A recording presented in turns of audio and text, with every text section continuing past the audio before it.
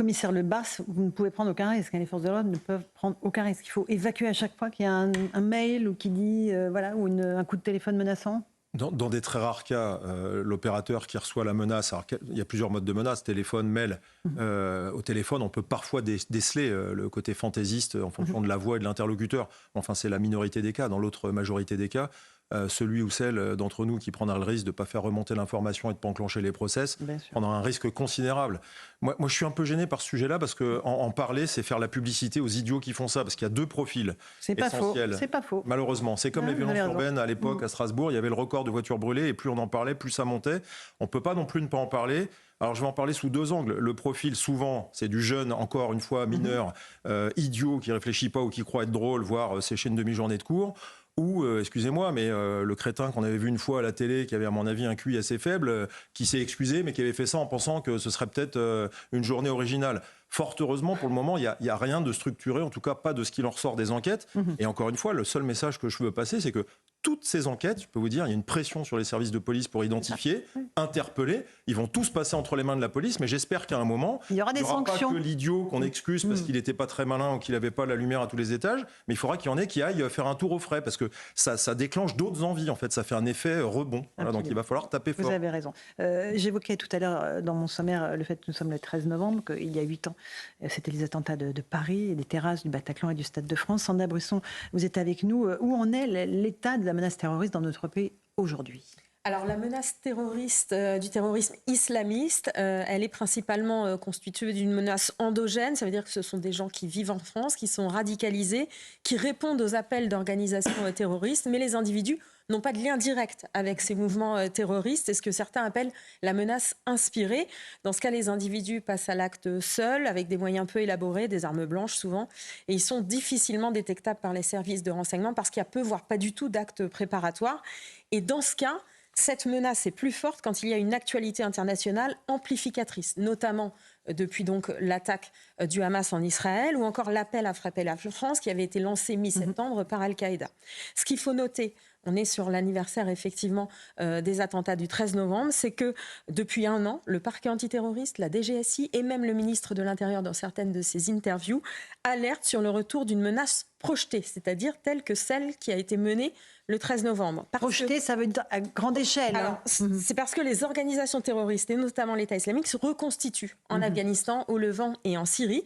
Et à ce moment-là, ils sont de nouveau capables d'envoyer des commandos qui ont été entraînés sur ces zones de combat pour frapper en France. C'est ce qui s'était passé le 13 novembre. C'est pour ça qu'on les appelle projetés. Ce sont les combattants des zones de l'État islamique ou d'Al-Qaïda qui viendraient en France. C'est ce qui fait dire à Gérald Darmanin qu'un nouveau Bataclan est possible. Et ça, effectivement, c'est récent. Et entre ces deux menaces, il y a des individus plutôt téléguidés, c'est-à-dire déjà en France, mais actionnés depuis l'étranger par des djihadistes. Selon Le Monde, plusieurs Français qui sont à Idlib, en Syrie, ont ainsi incité ces derniers mois des individus à commettre des attentats en France. Et je précise que Gérald Darmanin sera l'invité demain matin à 8h10 de l'interview CNews Europe 1 faite par Sonia Mabrouk. Un tout petit mot des mineurs, Sandra. Est-ce qu'il y a une menace particulière émanant des mineurs aujourd'hui ? Oui, alors c'est une alerte qui est venue dans une interview du procureur national antiterroriste, M. Ricard, qui a expliqué que ses services ont vu le nombre de mineurs et de très jeunes majeurs impliqués dans des projets d'action violente à caractère terroriste augmenter depuis près de 3 ans. Pour vous donner une idée, il a expliqué que 3 attentats avaient été déjoués depuis début 2023 concernant des mineurs et que depuis le début de l'année, 10 mineurs sont mis en examen pour des projets d'attentats. On va juste écouter, avant que je vous passe la parole, la maman d'une victime du Bataclan. C'était il y a 8 ans. Mais pour Patricia, la douleur est toujours aussi vive. Écoutez-la. On ressent la même douleur, on est vraiment concerné. Et quand vous parlez, quand vous racontez cette histoire, les gens vous disent oui, je vous comprends, mais ils ne peuvent pas comprendre. Et j'espère qu'ils ne comprendront jamais parce que c'est tellement douloureux.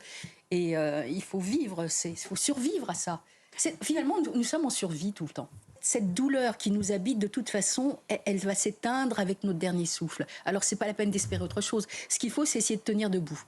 C'est la peine infinie des familles des victimes, Rachel Kahn, les victimes du terrorisme islamiste, il faut le rappeler. Elle parle bien, ces mots sont précis, parce qu'effectivement, lorsque vous êtes happé par cette violence-là, c'est inqualifiable et que vous devez vivre avec. C'est ce que nous racontent tous les survivants de ce genre de massacre. Les survivants, même du 7 octobre, c'est ce qu'ils nous racontent aussi. C'est-à-dire qu'ils sont dans un tunnel de vie et l'essentiel pour eux, ça n'est que survivre. Absolument. Éric Revel, peut-être un mot là-dessus, et ensuite commissaire. Je me souviens aussi, alors on a, par définition, comme le dit cette dame, on n'a pas vécu, donc on ne peut pas comprendre, et je partage tout à fait l'idée, mais je me souviens quand même de l'état de terreur dans lequel on était lors de cette séquence d'attentats odieux sur le sol français et parisien. Enfin, moi, je me souviens très bien, on était dans un état de sidération, bon, c'est le propre du terroriste que de terroriser, mais pour le coup, on était... Enfin, moi, j'étais, à titre personnel...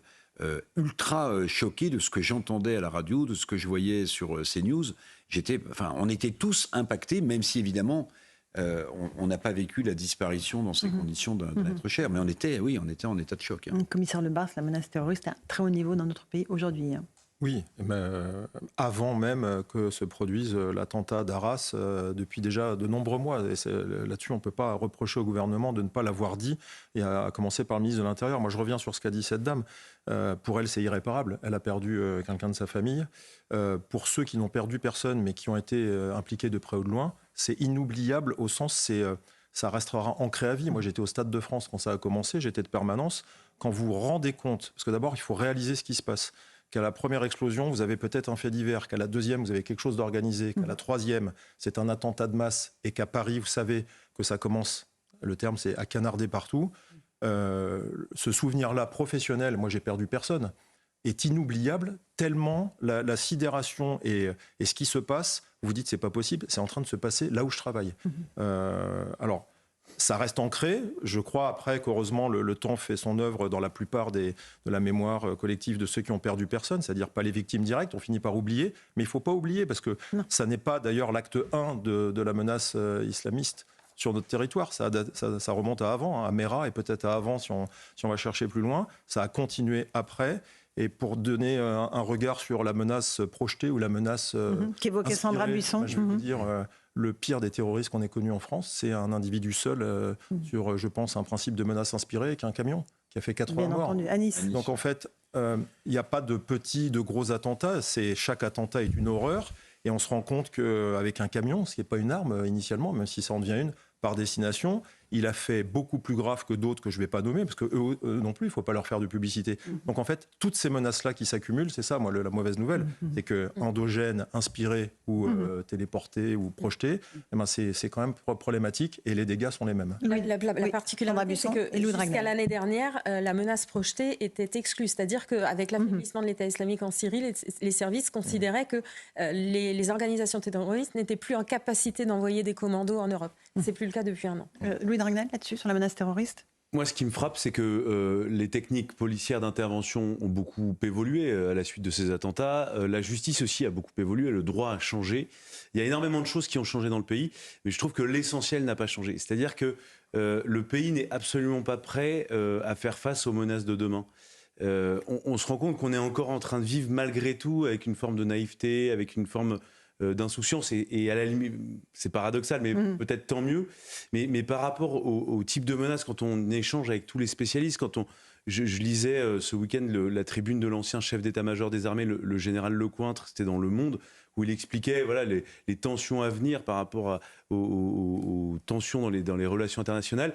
Je trouve que moralement, en tout cas, c'est vraiment tout ce qui reste à faire. Et c'est essentiel. C'est préparer le pays, préparer la population. Il y a des grands débats, des décisions qui devront être prises dans les prochaines années. Mais concrètement, le ça veut débat, dire quoi ? Ce n'est pas de savoir si on fait un SNU ou pas. C'est est-ce que la France doit lever une armée le service national universel. Est-ce que la France doit à nouveau lever une armée en armes ? Est-ce que quel est le rôle de la France dans les prochaines années, la place de la France dans le monde ? Et je pense qu'il y aura une interconnexion des menaces, et on voit bien. C'est-à-dire que vous avez à la fois des menaces qui viennent d'États. Il suffit simplement de regarder ce qui se passe en Russie, il suffit de regarder la menace aussi de la Chine sur Taïwan, et puis vous avez la menace terroriste qui était très bien décrite par Sandra Buisson, avec de multiples formes, et avec ce qui est absolument sidérant. Moi, il y a un exemple qui je trouve très intéressant, c'est celui du Mali. Le Mali, on est parti il y a très peu de temps, et il y a déjà une organisation terroriste au nord du Mali qui est en train de reconstituer, qui essaye de reconstituer un proto-État, et dans l'unique but à la fois d'avoir un contrôle territorial, mais aussi d'avoir cette capacité de projection. Ils sont en train d'essayer de reconstituer des capacités de financement. Et donc il y a toute cette logique de reconstitution. Donc on a quitté le Mali, il y a des zones qu'on a quittées, mais ça ne veut pas du tout pour autant dire que le terrorisme c'est terminé. recule. Moi je suis convaincu qu'on devra retourner dans ces pays-là. Alors c'est peut-être pas demain, mais au moins d'ici 50 ans.